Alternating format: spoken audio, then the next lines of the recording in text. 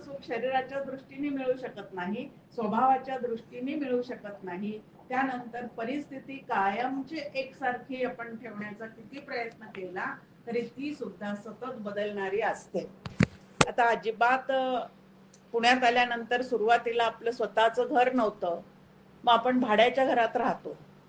आता भाड्याच्या घरात राहिल्यानंतर दर 11 महिन्याला टांगती तलवार आपल्या डोक्यावर असते की आता एक तर भाडं तरी वाढवून द्यावं लागेल, नाही तर घर तरी बदलावं लागेल.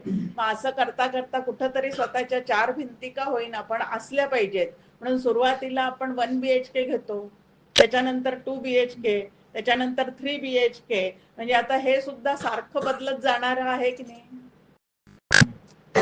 मग जिथं जिथं बदल आहे तिथं तिथं न बदलणारं सुख कधीही मिळू शकत नाही. मग वस्तूमध्ये बदल आहे, व्यक्तीमध्ये बदल आहे, घरादारामध्ये बदल आहे, नातेसंबंधामध्ये बदल आहे, आणि ह्यांच्यामध्येच मी जर सुख शोधत बसले तर मला न बदलणारं सुख कधीही मिळणे शक्य नाही. हे इतकं स्पष्ट असताना सुद्धा आम्ही मात्र सुखासाठी या सर्व गोष्टीवर अवलंबून राहतो आणि परत परत दुःखाचा अनुभव घेत राहतो. मग आता सुखरूप तत्व नेमकं कुठं आहे? समर्थ आपल्याला स्पष्ट सांगतात की जरी प्रपंच शाश्वत असतो तरी आम्हीही त्यासीच धरतो, तुम्हा भोवते का रडतो अशाश्वत म्हणून. ऋषी मुनी संत हे सगळेजण म्हणतात की प्रपंचामध्ये खरोखरीच पूर्ण सुख देण्याचं सामर्थ्य असतं तर आम्ही सुद्धा तेच धरून ठेवलं असतं. पण कालांतराने का होईना आपण संन्यास घेऊन आम्ही बाहेर पडलेले आहोत. त्याचाच अर्थ यामध्ये जे सुख मला सदैव कायमचं अखंड हवं आहे ते या वस्तू व्यक्ती परिस्थितीमध्ये अजिबात नाही. मग ते सुख कुठं आहे? संतांनी ते सुख कुठं शोधलं? तर तुकाराम महाराज आपल्याला म्हणतात, सुखरूप ऐसा दुजा कोण सांगा, माझ्या पांडुरंगा सारिखा हो. तर समर्थ आपल्याला म्हणतात, जयासी वाटे सुखचे असावे, तेने रघुनाथ भजनी लागावे. म्हणजे सुख हे परमेश्वराच्या ठिकाणी आहे. मग आता आपलं मन जे आहे ते कुठं ठेवल्यामुळे त्याला सुखरूपतेचा अनुभव येईल, आणि मी आजपर्यंत ते कुठं कुठं ठेवत गेलेले आहे, याला म्हणतात सर्वे. सर्वे करायचा आहे कशाचा?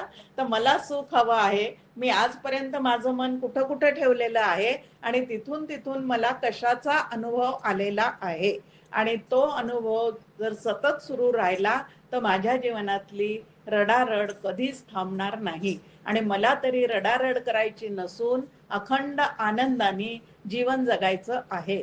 मग हे सुख मला नेमकं कुठं मिळेल? त्याला परमार्थशास्त्रामध्ये एक छान शब्द आपल्या समोर आहे, सुखमीमांसा. ज्याला सुखरूप व्हायचं आहे त्यांनी त्या सुखासंबंधीचा शास्त्रशुद्ध पद्धतीने संतांच्या संगतीत राहून विचार केला पाहिजे.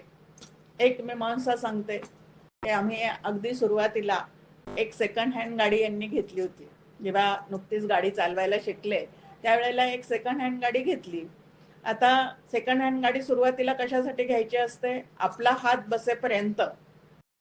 ती कुठेही ठोकली काही झाली तरी सेकंड हँड असली तर जास्ती वाईट वाटत नाही, पण पूर्ण पैसे देऊन जर नवी कोरी गाडी घेतली तर तिथला धक्का लागला की अंतःकरणाला त्याच्या आधी धक्का बसतो, आणि म्हणून सुरुवातीला आपण सेकंड हँड गाडी घेतो. मग आता ती सेकंड हँड गाडी 3-4 वर्ष वापरून झाल्यानंतर, गाडी चालवण्याचा कॉन्फिडन्स आल्यानंतर हे म्हटले की आता आपण नवी कोरी गाडी घ्यायची आहे, ही जुनी गाडी विकून टाकायची आणि नवी कोरी गाडी घ्यायची आहे. आता नवी कोरी 4 व्हीलर घ्यायची असा निश्चय झाल्यानंतर जेवढे काही हायवेला शोरूम लागतात ना चारचाकी गाड्यांचे, तेवढ्या शोरूम मध्ये आम्ही दोघं हिंडलो. आता कशासाठी हिंडलो आहे? ते गाडीची मीमांसा करण्यासाठी. म्हणजे गाडी कुठली चांगली आहे, त्यात नवीन काय काय आलेलं आहे, ती ऑटोमॅटिक आहे का गेअरची आहे, त्यानंतर ती ॲव्हरेज किती देते, ती डिझेलवरची आहे का पेट्रोलवरची आहे का CNG वरची आहे, आपल्या खिशाला काय परवडणार आहे, एकदम 9 सीटर गाडी घ्यायची का 4 सीटर घ्यायची हा सुद्धा विचार करायला पाहिजे, कुठल्या कंपनीची घ्यायची तोही विचार केला पाहिजे, आपल्या खिशाला काय परवडेल तेही केलं पाहिजे, आणि जास्तीत जास्त ॲव्हरेज देणारी, कमीत कमी बिघडणारी अशी गाडी घेण्याचा नंतर आपण प्रयत्न करतो. ह्याला काय म्हणतात, गाडीच्या साह्याने जर मला सुखी व्हायचं असेल तर ते गाडी घेताना एवढ्या पद्धतीचा विचार करावा लागतो. मग मला जर अत्यंत सुखरूपतेचा अनुभव हवा असेल तर त्या संबंधी मला विचार करायला पाहिजे की नाही. आता ज्या वेळेला आपण घेतो त्यावेळेला सुद्धा मीमांसा करतो की नाही.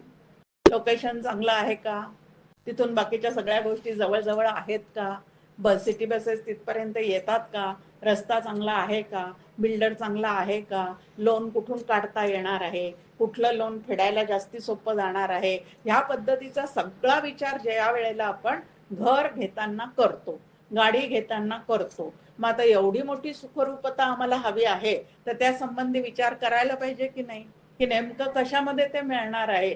खूप वस्तू गोळा केल्याने मिळणार आहे, खूप घरं बांधल्याने मिळणार आहे, खूप दागिने घातल्याने मिळणार आहे, खूप साड्या घेतल्याने मिळणार आहे, खूप चप्पलांचे जोड बाहेर ठेवल्याने मिळणार आहे.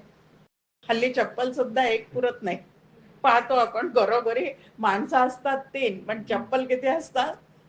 प्रत्येकाच्या घरी पाहतो आपण की चप्पलांचे जोडच जोड, घड्याळ एक पुरत नाही, चप्पल एक पुरत नाही, त्यानंतर ड्रेस एक तऱ्हेचे पुरत नाही.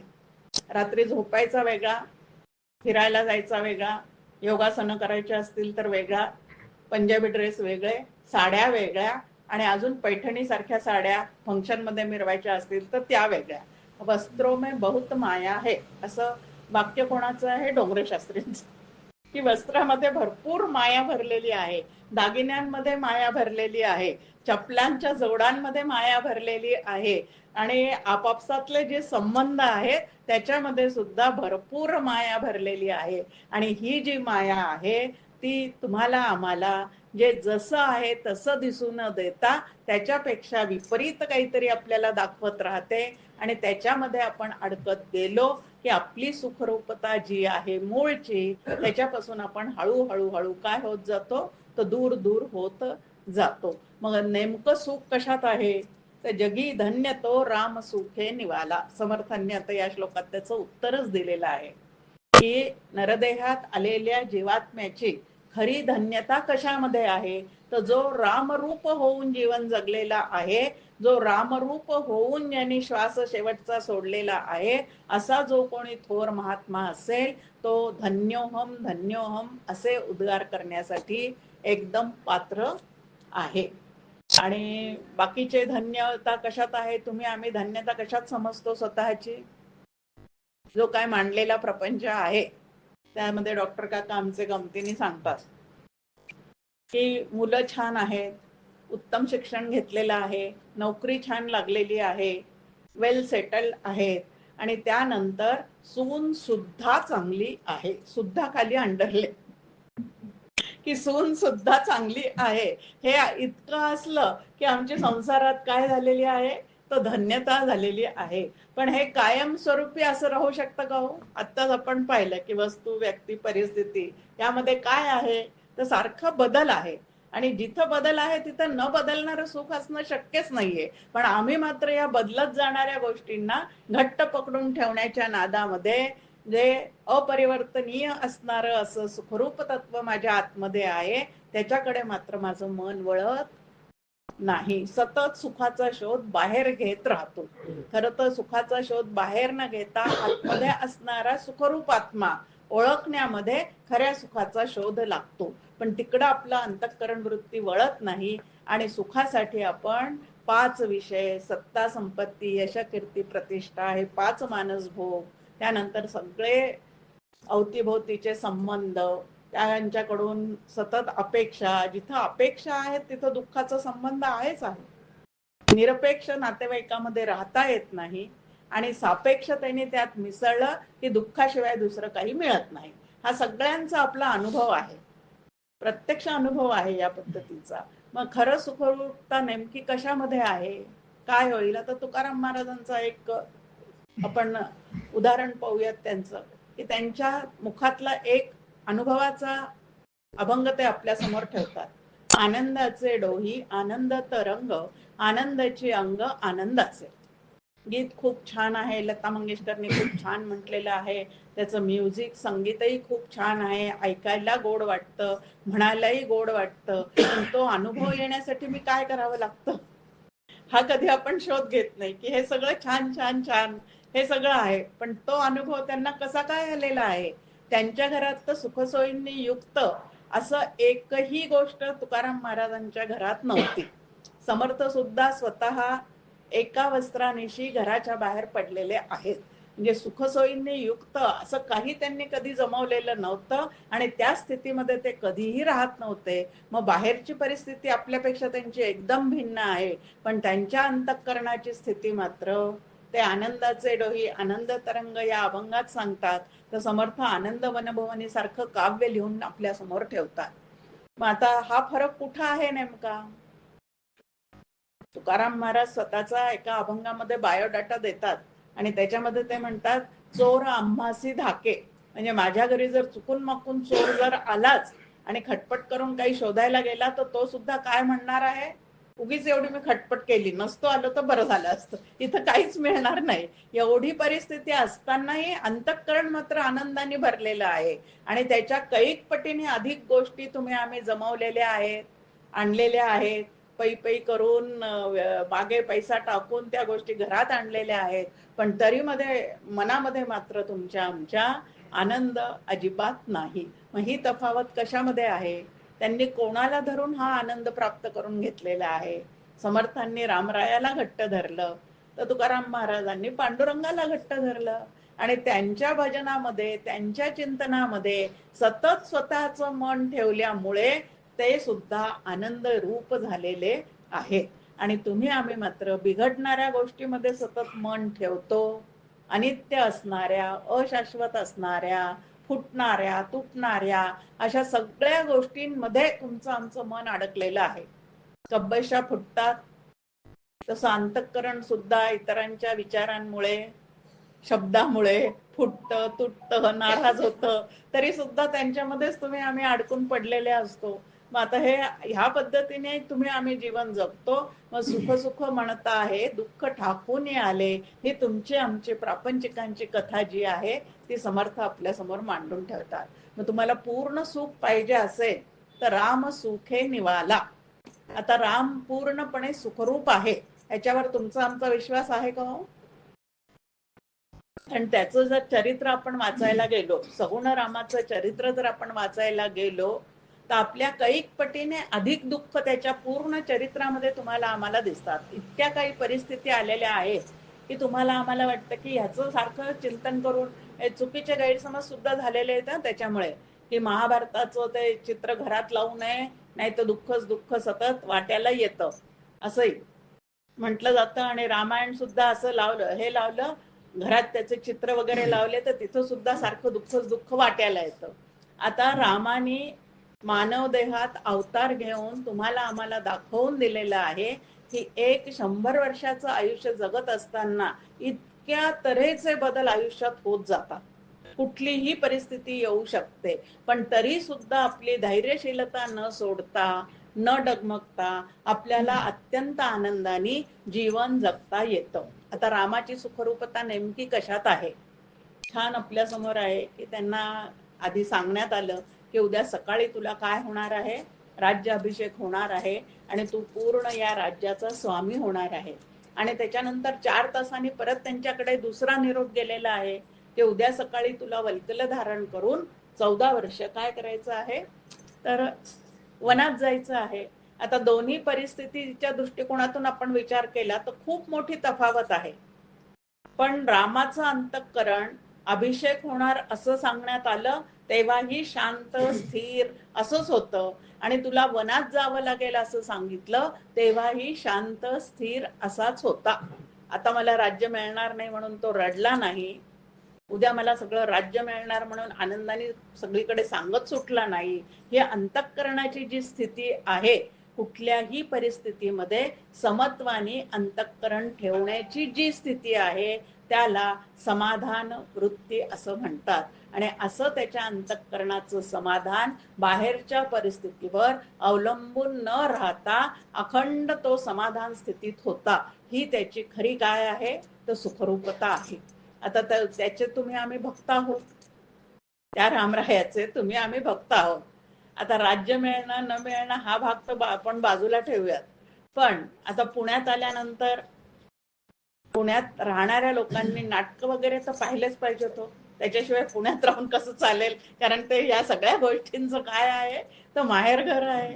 मग नाटकाची तिकीट काढले, पूर्ण फॅमिलीने एकत्र नाटकाला जायचं ठरवलं आणि अचानक फोन आला की 2-4 पाहुणे घरी येणार आहे. आता कोणाला तरी एकाला त्यातलं घरी राहावं लागणार आहे. आता इथं फक्त नाटकाची तिकीट आहेत बरं का, पैसे जाऊन जाऊन किती वाया जाणार आहे? जास्तीत जास्त 500, जास्तीत जास्त 1000, ह्याच्यापेक्षा जास्त काही वाया जाणार नाही. पण आलेल्या अतिथीचं मनापासून मी जर स्वागत केलं नाही तर माझ्या 7 पिढ्यांचं नुकसान होणार आहे असं आमचं शास्त्र सांगतं. मग तरी सुद्धा आमच्या अंतःकरणाचं तिथं काय होतं ज्याचं त्यांनी तपासून पाहायचं की अशी परिस्थिती येते त्यावेळेला माझ्या अंतःकरणाचं नेमकं काय होतं. एखादी ठरवलेली आजची गोष्ट जर मला ती नीट पार पाडता आली नाही तर माझं अंतःकरण किती तळमळतं, किती तिथं बदलाबदल होत राहते, किती तुटतं, किती फुटतं, किती त्रागा करतं. आणि इकडं रामचंद्र महाराज की जय असं म्हणायला मी मोकळे. आता तो राम आणि मी यांच्यामध्ये किती तफावत आहे. समर्थ म्हणतात तर रामाचं भजन करता करता रामाला फक्त एकच मागायचं आहे. काय मागायचं आहे त्या रामाला? तुम्ही आम्ही काय मागतो आणि त्या रामाला काय मागावं असं संत आपल्याला शिकवतात.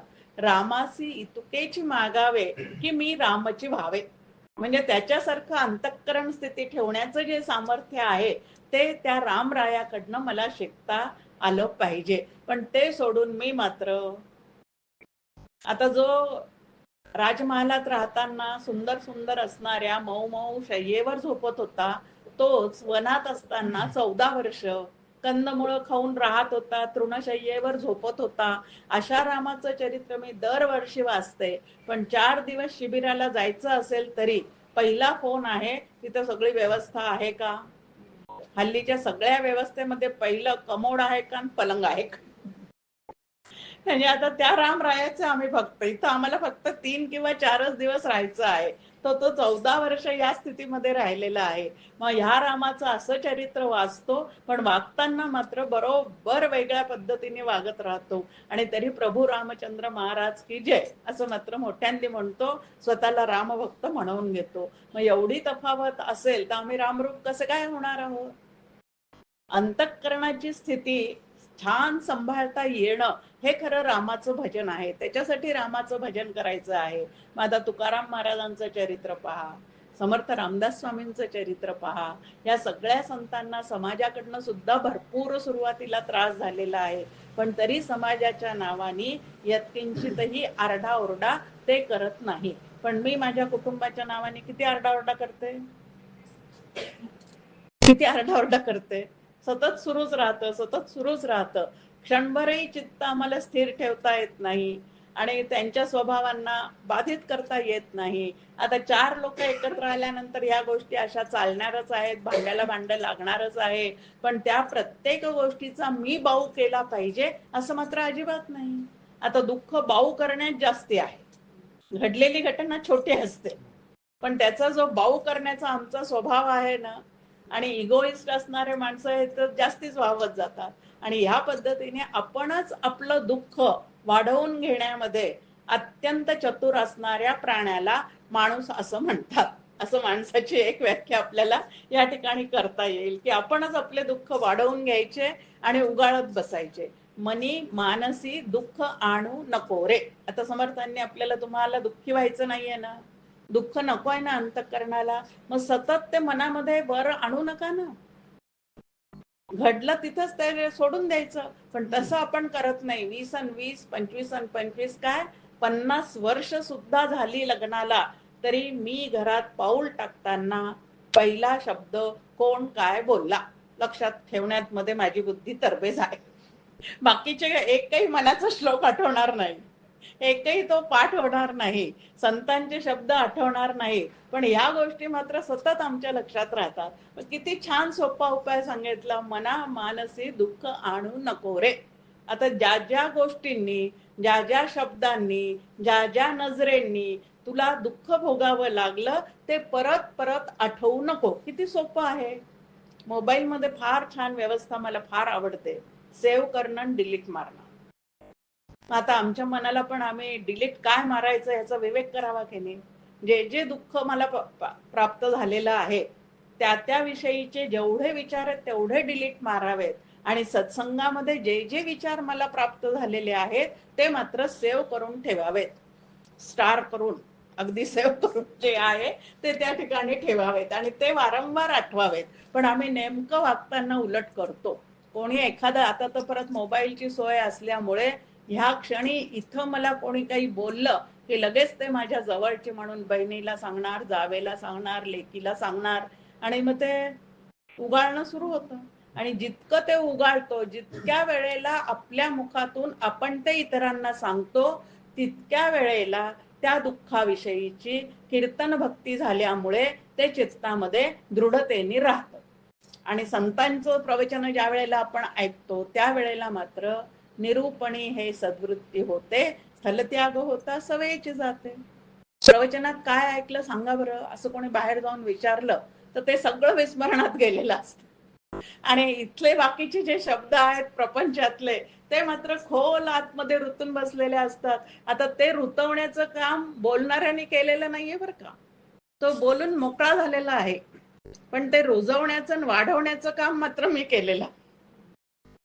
मग त्या ठिकाणी जर मी सावध राहिले आणि पटदिशी ते काढून टाकलं तर मला सुखच सुख होईल की नाही. किती सोपं आपल्या समोर आहे की स्थूल देहामध्ये जर एखादा विकार निर्माण झाला, रात्रीतून काहीतरी पोट दुखायला लागलं तर डॉक्टरांकडे सकाळी उठून आपण जातो, ते काय एक्सरे काढतील, सोनोग्राफी करतील, अजून काय काय स्कोपी कितीतरी निघालेले आहेत ते करतील. हे सगळं केल्यावर ते आपल्याला सांगतात की एवढा पार्ट वाढलेला आहे तेवढा काढून टाकावा लागेल. म्हणजे तो पार्ट वाढल्यामुळे दुःख अनुभवाला येत आहे. आता स्थूल शरीर आम्हाला निर्दोष करण्यासाठी, आरोग्य संपन्न करण्यासाठी डॉक्टरांनी जे सांगितलं ते ऐकतो, ऑपरेशन थिएटर मध्येही जातो, ते तिथं झोपा म्हटलं की झोपतो, अॅनेस्थेशिया घ्या म्हटलं की घेतो, त्यांनी काढून टाकलं की ते काढू देतो आपण. मग आता दुःख नको असेल तर तेवढा पार्ट काढून टाकायचा वाढलेला. मग इकडं मनाला सुद्धा दुःख नको असेल तर त्याही गोष्टी काढून टाकल्या पाहिजे. इथं ऑपरेशन कोणी करायचं आहे, माझं मीच तपासायचं आहे, माझे मीच नको तेवढ्या गोष्टी चित्तातून काढून टाकण्याचा प्रयत्न केलेला आहे. इतकं सोपं सुखरूप होण्याचं एक सोल्युशन समर्थ तुम्हाला आम्हाला देतात की मना मानसी दुःख आणू नको रे. जेवढे दुःखद प्रसंग आहे तेवढे तिथंच सोडून द्या, ते बरोबर सारखे बाळगत बसू नका. सुखाचे प्रसंग सुद्धा सोडून द्या, दुःखाचेही सोडून द्या. मग फक्त रामाला सुखरूप म्हणून चित्तामध्ये ठेवण्याचा प्रयत्न करा. दुसरं समर्थ म्हणतात की रामसुखे निवायचं असेल, म्हणजे रामासारखं मला सुखरूप व्हायचं असेल तर काय झालं पाहिजे, तर कथा ऐकता सर्व तल्लीन झाला. सिरियल पाहण्यामध्ये तल्लीन होतो की नाही, पिक्चर पाहण्यामध्ये तल्लीन होतो की नाही, गाण्याच्या मैफिलीला गेलो तर तल्लीन होतो की नाही. तल्लीन होणे म्हणजे त्यामध्ये लीन होऊन राहणं, पूर्ण त्याच्याशी अंतःकरण वृत्ती पूर्णपणे ऐक्य त्या ठिकाणी पाहून जाणं, याला तल्लीन होणं, एकाग्र होणं असं म्हणतात. मग बाकीच्या गोष्टी करताना एवढं आमचं चित्त एकाग्र असतं, पण रामकथा ऐकताना, आता ती रामकथा कधी सगुणाची असेल, कधी निर्गुणाची असेल, कुठलीही जरी असली तरी चित्त एकाग्र होतं का हो? इथं फक्त 1 तासाच आहे.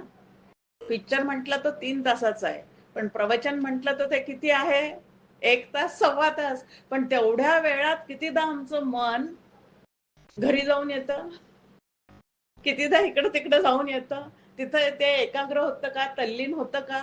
अजिबात. तत्लीन, तल्लीन शब्दाचा अर्थ आहे तत्लीन. तत् म्हणजे ते तत्व, आणि त्याच्यामध्ये पूर्ण लीन होऊन जाणं, स्वतःच्या पूर्ण बाकीच्या गोष्टी ज्या जाणीवा आहेत त्या विसरून जाणं, असं कधीतरी होतं का? मग तल्लीन होण्याचं लक्षण काय आहे?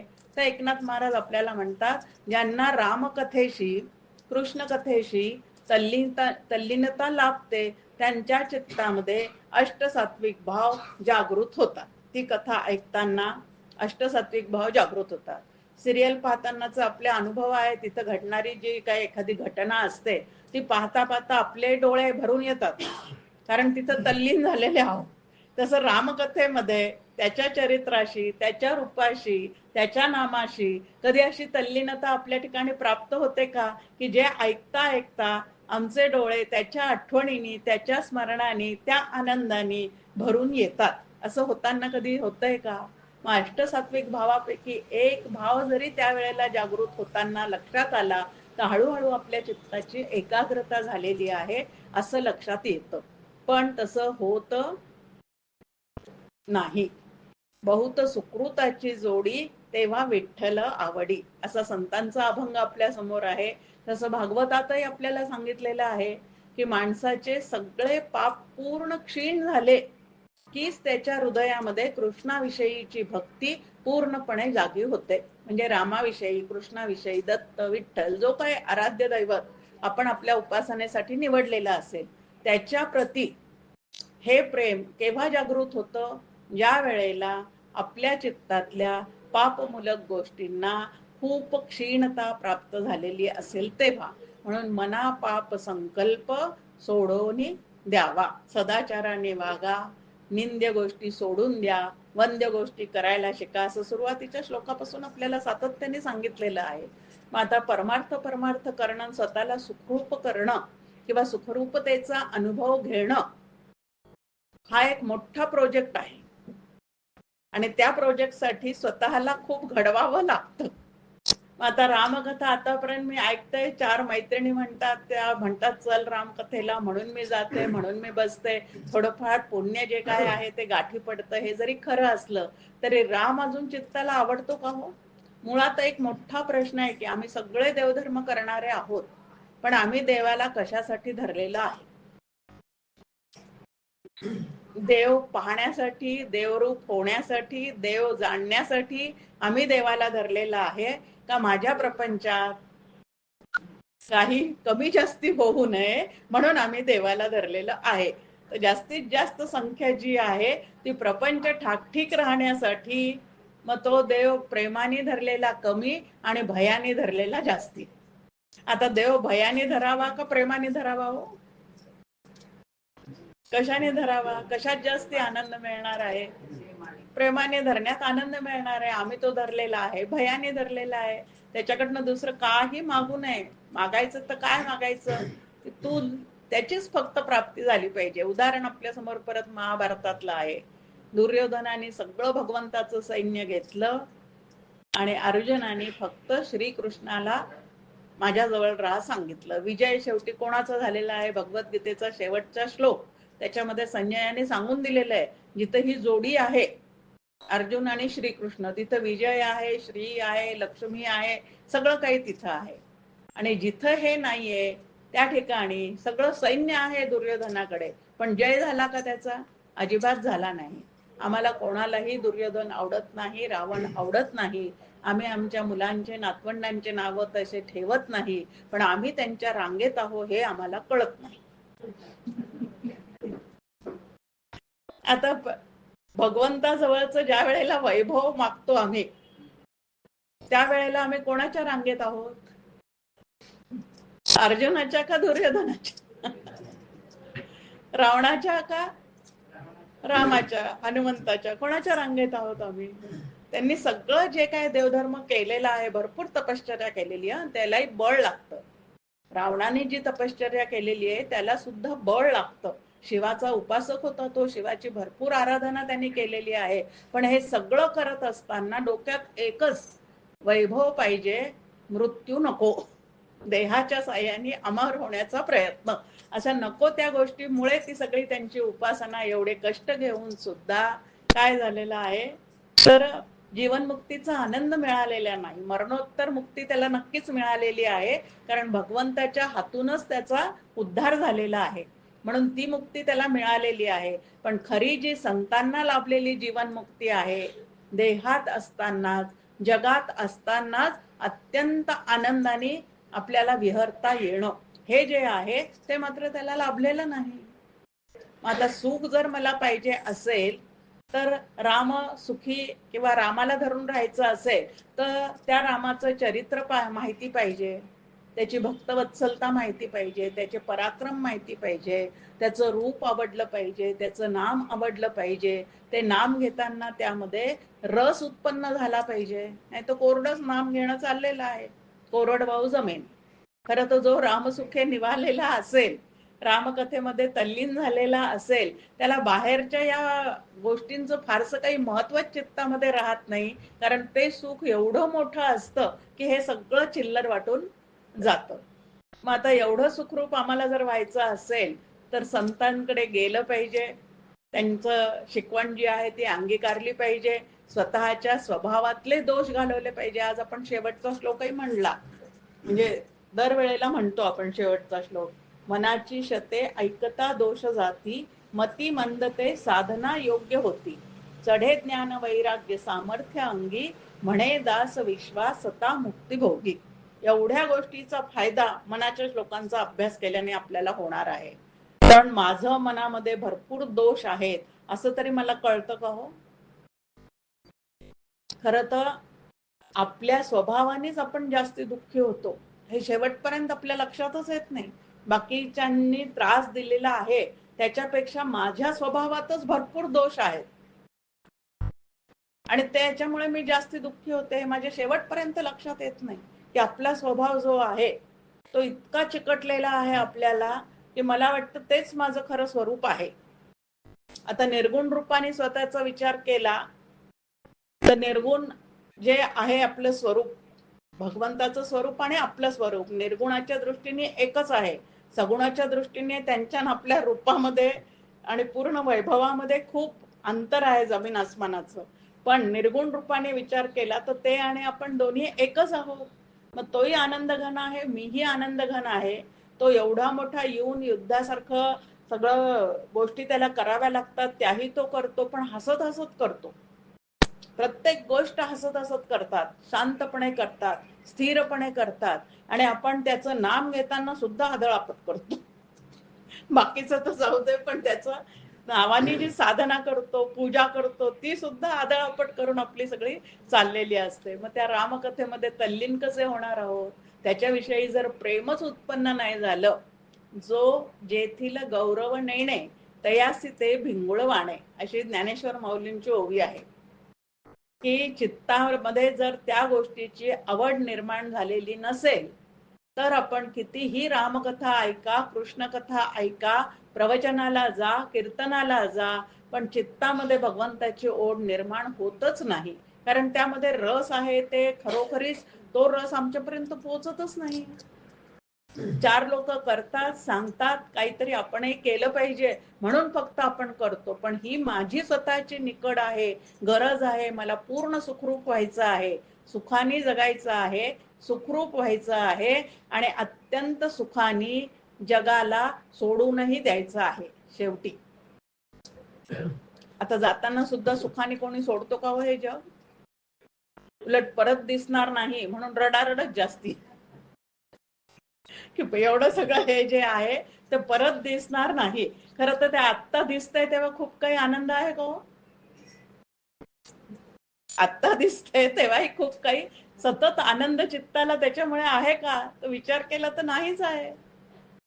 मग तरी सुद्धा ते पाहावं, सारखं तेच ऐकावं, हे सगळी प्रपंचाची आसक्ती जी आहे तीच तुम्हाला आम्हाला रामभक्तीकडे वळू देत नाही. या आसक्तीमुळे कितीही कथा ऐकल्या तरी रामाच्या चरणी प्रेम निर्माण होत नाही. आपल्या समोर वेणा स्वामींचा एक अभंग आहे, बंध विमोचन राम माझा, बंध विमोचन राम. रामाला ती माझा म्हणते, आपल्याला कधी राम माझा वाटतो का? राम देवळात बरा, आम्ही आवारात बरे. जायचं असतं, दर्शन ठोकायचं असतं, फुलं व्हायचे असतात आणि तिथून निघून जायचं असतं. बाकी तो आपल्या जीवसृष्टीत कधी आपण आणत नाही. तो राम ज्याने जीवसृष्टीत आणलेला आहे तो अत्यंत आनंदघन होऊन राहतो. बाकी सर्व गोष्टी ईश्वर रचित सृष्टीत सोडून द्यायच्या आणि त्या रामाला आणि श्री गुरूंना फक्त जीवसृष्टीत आणायचं. एवढी एक साधना जरी जमली तरी राम सुखे निवाला म्हणजे काय ते तुम्हाला आम्हाला कळू शकतं. म्हणून देहे भावना राम बोधे उडाली.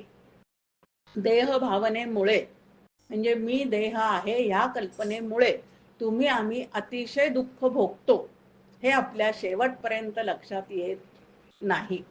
आता देह म्हणजेच मी ही जी माझ्या ठिकाणी कल्पना रुजलेली आहे ती खरोखरच देह म्हणजे मी आहे का हे आपण कधी तपासून पाहतो का हो? देह म्हणजे जीवात्मा आहे का जीवात्म्याचं राहण्याचं घर म्हणजे देह आहे? नेमकं काय आहे? देह म्हणजे मी आहे का या प्रश्नाचं उत्तर आधी शोधायचं आपण की देह म्हणजे मी आहे का. आता समर्थांच्या याच्यात श्लोक आहेत आपल्या समोर, मरे एक त्याचा तुझ्या शोक आहे. अशा घटना आपल्या आयुष्यात येतात. जिथं मृत्यू घडतो त्या ठिकाणी आपण जातो, सगळ्यांच्या चाललेल्या तिथल्या गप्पा ऐकतो. अहो सकाळी छान होते, जेवता जेवता गेले. आता जे जेवता जेवता गेले त्यांचा देह माझ्या समोर असतो तिथं, आहे की नाही. शोकसभा ज्या वेळेला तिथं जातो आपण भेटायला वगैरे त्यावेळेला त्यांचा देह माझ्या समोर असतो आणि तरी आपण बोलतो की ते गेलेले आहेत. ह्याचाच अर्थ काय? देह म्हणजे ते नाहीये. देह म्हणजे ते नक्की नाही. तो जीवात्मा वेगळा आहे आणि देह वेगळा आहे. पण तरी देह मी आहे ही कल्पना इतकी घट्ट धरून ठेवलेली आहे की देह म्हणजेच मी असं एक कल्पना डोक्यात गेल्यामुळे आम्ही किती दुःख भोगतो. आता देह म्हणजेच मी ही कल्पना असेल तर त्या देहाला सुंदर दिसण्यासाठी किती प्रयत्न केले जातात, कितीदा कायाकल्पामध्ये जातो आम्ही. आता देहाला कितीही सुंदर ठेवण्याचा प्रयत्न करा, काही करा, पण तरी सुद्धा तो देह विकारशील आहे. सतत बदल हे त्या देहाचं एक स्वरूप आहे. हल्ली पहा प्रत्येक ठिकाणी रुखवताला मुलींच्या लग्नाला आपण जातो त्यावेळेला त्यांच्या पहिल्या महिन्यापासूनचा तर आता बोहल्यावर उभं राहिल्यापर्यंतचा, बोहला शब्द मी चुकीने वापरला, स्टेजवर उभं राहिल्यापर्यंतचे सगळे फोटो त्यांचे असे ते फ्रेम करून लावलेले असतात. आता त्याच्यातूनही दिसतं ना देहामध्ये केवढा बदल झालेला आहे. ती मुलगी तीच आहे जी भातुकलीचा खेळ खेळत होती, तीच आता संसार करण्यासाठी तिथं उभी आहे, पण तिच्यामध्ये शरीर रचनेमध्ये किती बदल झालेला आहे. मग आता जिथं बदल आहे तिथं न बदलणारं सुख मिळणार नाही हे तर आपलं आता घोषवाक्य आहे. मग देह बदलतो, मग देह सापेक्ष सुख मला किती काळ भोगता येणार आहे. 20 वर्षाचे असताना जेवढा त्या देहामध्ये आनंद होता तेवढा 40 नंतर, 60 नंतर, 80 नंतर, प्रत्येक 10 वर्षानंतर त्यात केवढे बदल आहेत. मग त्या ठिकाणी त्या देहाच्या साह्याने तेवढा आनंद आम्हाला घेता येतो का? नाही घेता येत. तसाच स्वभाव पण आहे. स्वभाव सुद्धा बदलणारा आहे का कायमचा तसाच आहे? आपण पाहतो मुलांचं स्वभाव किंवा आपले स्वतःचे म्हणतात ना, आपले आई वडील सुद्धा आपलं हे ऐकून की लहानपणी अजिबात बोलत नव्हती पण आता व्यासपीठावर बसून बोलते. बदल झाला की नाही? तो बदल झाला की नाही? किंवा मुलांना लहानपणी एखाद्याला अजिबात गोड अजिबात आवडत नाही, पण नंतर आपण म्हणतो आता बायको आली की कसं गोड खायला लागला. म्हणजे स्वभावात खाण्यापिण्यात बदल झाला की नाही? स्वभाव सुद्धा बदलणारा आहे. मग जे बदलणारं आहे तिथं न बदलणारं सुख मिळणारं नाही. मग देह भावना जर जास्ती असेल तर त्या देहाला सजवलं पाहिजे, नटवलं पाहिजे, मिरवलं पाहिजे, त्याचा मान सन्मान झाला पाहिजे. त्याला वाढदिवसाला विश नाही केलं तर लगेच पापड होतो. वय वर्ष किती? 75. पहा, आता 5 वर्षाच्या मुलाला जर वाईट वाटलं तर ठीक आहे, पण 75 वर्षाचे गृहस्थ झाल्यानंतर सुद्धा त्यांचा वाढदिवस लक्षात ठेवला नाही म्हणून जर त्यांना राग येत असेल तर ते लहान आहेत का मोठे आहेत? वयाने कसे आहेत? वयाने मोठे झालेले असतील पण समजूत जी आहे ती मात्र त्यांची जशीच्या तशी राहिलेली आहे. मग आता इथं देहे भावना, आता मी देह आहे का मी आतमध्ये असणारा चैतन्य रूप राम आहे याचा विचार करायचा. चैतन्य रूप जो राम आहे तो अखंड राहणारा आहे. माझा देह निर्माण होण्यापूर्वी तो होता. माझा देह आता सद्यस्थितीत आहे, कार्यरत आहे, तेव्हाही ते चैतन्य तसंच आहे. आणि माझा देह ज्या वेळेला निष्प्राण होऊन पडेल त्याही वेळेला चैतन्य तसंच आहे. आणि ते चैतन्य हे आपलं स्वरूप आहे, असं सातत्याने आपल्याला सगळे ग्रंथ, वेदांत शास्त्र, उपनिषदे, संत, श्री गुरु सगळे आपल्याला समजून सांगतात. दासबोधाचे किती पारायण झालेले आहेत आपले, आणि किती ओव्या निसटलेल्या आहे. सोहम आत्मा ज्ञान घन, अजन्मा तो तूच जाण, सांगितलेलं आहे की नाही दासबोधामध्ये. मग तो अजन्मा असणारा म्हणजे जन्माला न येता अखंड असणारा असं जे चैतन्य आहे तेच तू आहे असं समर्थांनी सांगितलंय की नाही आम्हाला. पण त्याचं आम्ही निरूपण नाही ना केले, कोणाला सांगितलं नाही ना की दासबोधात अशी ओवी आहे बरं का, त्यात आपलं स्वरूप सांगितलेलं आहे, असं कोणाला निरूपण करून सांगत नाही म्हणून ते लक्षात राहत नाही. मग इथं आत्मा हे माझं मूळचं स्वरूप आहे, पण देह मी आहे ही कल्पना केल्यामुळे देहबुद्धी वाढत गेली, संसाराची आसक्ती वाढत गेली. आणि मग देहबुद्धी काढून टाका म्हणून समर्थांचे केवढे श्लोक मनाच्या श्लोकामध्ये आपल्या समोर आहे. देहे बुद्धी ते आत्मबुद्धी करावी, देहे बुद्धी विवेकाने त्याजावी, देहबुद्धी असंग शस्त्राने तोडावी, असं कितीतरी चरण आपल्याला त्या मनाच्या श्लोकामध्ये मिळतात. पण मनाचे श्लोक हे लहानपणी वाचायचे असतात, नंतर हातातच घ्यायचे नसतात. असं जोपर्यंत आपल्याला वाटतं तोपर्यंत खरं तो मन, ज्या मनाच्या साह्याने तुम्ही आम्ही जीवन जगतो ते मन किती सुसंस्कृत केलं तरच आपल्या जीवनामध्ये धन्यतेचे उद्गार आहेत. आणि तेच मन जर सैराट कल्पनांनी धावत असेल, चुकीच्या गैरसमजुती करून जर जगात वावरत असेल, तर मात्र तेच मन तुम्हाला आम्हाला अतिशय तापदायक आहे. म्हणून या मनावर सुसंस्कार करण्यासाठी आणि स्वतःच्या मनातले दोष ओळखण्यासाठी, नाही तर अभ्यासाचा एक परिणाम काय होतो, शास्त्राद्वारे सगळं समजून घेतो, मन म्हणजे काय, आपलं स्वरूप म्हणजे काय, हे सगळं समजून घेतल्यावर त्या मनात किती तऱ्हेचे दोष आहेत, पण स्वतःच्या चित्तातले मनातले दोष कळत नाही. कोणाचे दिसतात, समोरच्याचे दिसतात, दिसतात नेहमी समोरच्याचे. खरं तर हा सगळा अभ्यास स्वतःला तपासण्यासाठी असतो. मीच दासबोधाच्या परीक्षा द्यायला सुरुवात केली, अगदी 85-86 सालची गोष्ट आहे. आणि समर्थांचे विचार खूप भावले, आवडले. मग एका चातुर्मासामध्ये ठरवलं की आता ललित वाङ्मय वाचायचं नाही, पेपर वाचायचा नाही, दुसऱ्या कादंबऱ्या वाचायच्या नाही, दिवाळी अंक वाचायचा नाही, वाचायचं फक्त समर्थांचं वाङ्मय, दासबोध अर्थासहित वाचून काढायचा. मैत्रिणींना घेऊन बसायची रोज आणि तो दासबोध वाचायला सुरुवात केली. त्यातले 3 गुणांचे समास मला इतके भावले आणि आवडले की खूपच खरं मनाचं किती समर्थांनी छान स्वभावाचं इथं वर्णन केलेलं आहे. पण हे माझा स्वभाव तपासण्यासाठी केलेलं आहे हे माझ्या लक्षात नव्हतं ना संत आयुष्यात येईपर्यंत. मला नेहमी दुसरा समोर आले की हा रजोगुणी आहे, तो तमगुणी आहे असंच दिसायला लागलं. आता अभ्यास त्याच्यासाठी आहे का स्वतःला सुधारण्यासाठी आहे? मग आपण नेमकं उलट करत राहतो हे मात्र नक्की, की आपल्याला स्वतःला तपासायच्या ऐवजी आपण दुसऱ्यालाच तपासत राहतो. सरळ त्यांना विचारतो, तुम्ही शिबिर करता, हे करता, पण तुमच्या स्वभावात काही बदल दिसत नाही, त्याचं काय व्हायचं असेल ते होऊ दे, तुझं काय ते बघ, असं मात्र आपल्या लक्षात येत नाही. त्यांना काय करायचं ते करू दे, पण आपल्याला मात्र नक्की काय करायचं आहे ते आपण लक्षात घेतलं पाहिजे, ते इथं लक्षात येत नाही. मग देहे बुद्धीचे नाना धोके, समर्थ या ठिकाणी म्हणतात या देहबुद्धीमुळे आपण खूप तऱ्हेचं दुःख भोगत राहतो. रंगरूपावरून लोक बोलतात, स्वभावावरून लोक बोलतात, वागण्यावरून लोक बोलतात, हे सगळं काही या नामरूपा देहाच्या संबंधानेच बोलणं असतं. या चैतन्याविषयी कोणी काही बोलणंच शक्य नाही. चैतन्याला ना रूप आहे ना दुसरं काही आहे, म्हणून त्याला तिथपर्यंत काहीच पोचत नाही. मग हे बोलणे जे आहेत ते देह सापेक्षतेने असतात, आणि तो देह मी आहे म्हटलं की लगेच तिळपापड व्हायला सुरुवात होते. माझ्या रूपाला ती असं म्हणली, माझ्या रंगाला ती असं म्हणली, मला बोलली म्हणजे काय. आता देह सापेक्ष सगळे नातेसंबंध आहेत ना.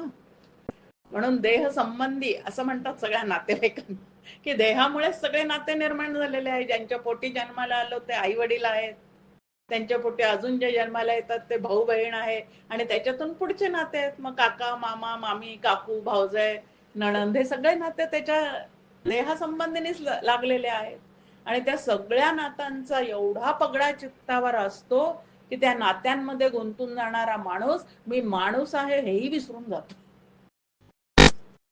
आधी प्रत्येक जण माणूस आहे आणि मग नातेसंबंध आहेत, पण त्या नात्यांचा एवढा काही बाऊ आम्ही करतो की माणसातली माणुसकी सुद्धा संपून जाते. इतका एकमेकांचा छळवाद जो आहे तो त्याच्यामुळे मांडला जातो. खरं तर व्यवहारात इतकं नाहीये सिरियल मध्ये जेवढं दाखवतात तेवढं, पण ते पाहणाऱ्यांना असं वाटतं की हेच सत्य आहे, असा एक भ्रम होतो. त्याच्यातलं मला एकच फार आवडतं, सिरियल पूर्वी जे लिहून तिथं आलेलं असतं ना, हे सगळं काल्पनिक आहे, यांचा कोणाशी काही संबंध नाही. मग आमचं वेदांत शास्त्र हे आम्हाला तेच सांगतो, तुमचा देह काल्पनिक आहे, तुमचे नाते काल्पनिक आहे, जग काल्पनिक आहे, तुमचा स्वभाव काल्पनिक आहे, तुम्ही ह्यातलं काहीच नाही, तुम्ही फक्त चैतन्य घन राम आहात, असंच आमचं वेदांत शास्त्रही आम्हाला सांगतं. पण ते आमच्या लवकर काय येत नाही, तर स्वभावामध्ये तेवढा फरक घडवून आणण्याचं सामर्थ्य आमचं आमच्याजवळ नाही. खरं वेदांत शास्त्राचा खूप छान अभ्यास केला, स्वतःचे स्वरूप लक्षण ऐकले,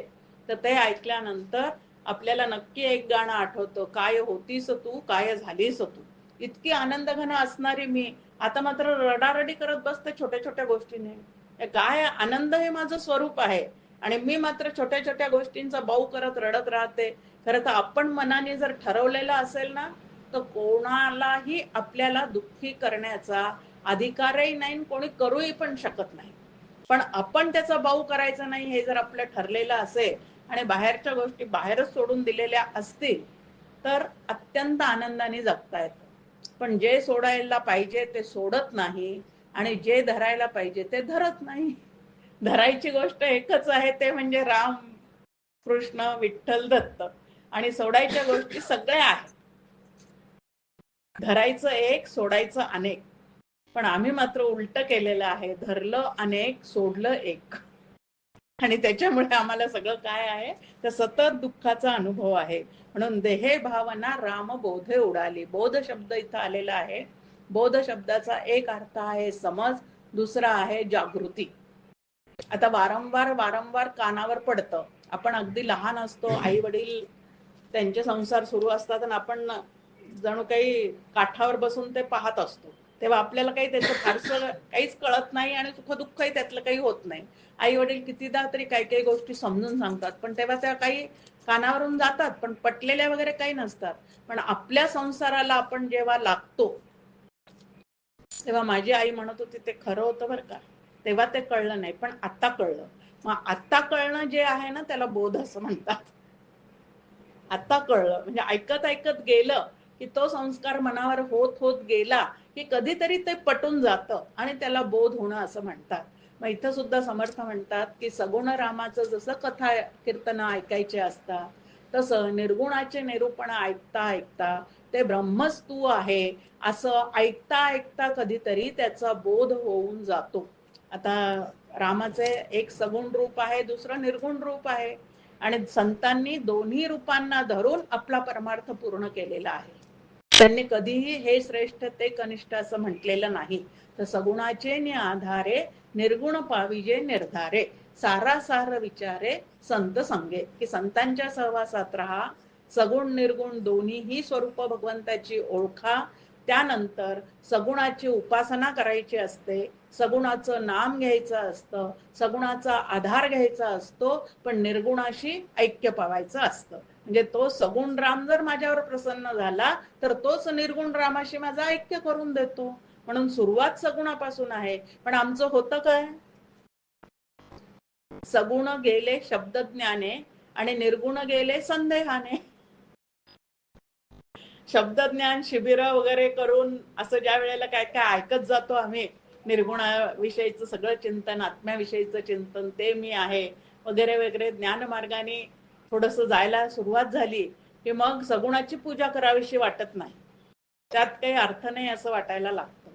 मग धड इकडचंही नाही आणि धड इकडचंही नाही, निर्गुण आकलनातच येत नाही आणि सगुण आता सोडून दिलेला आहे.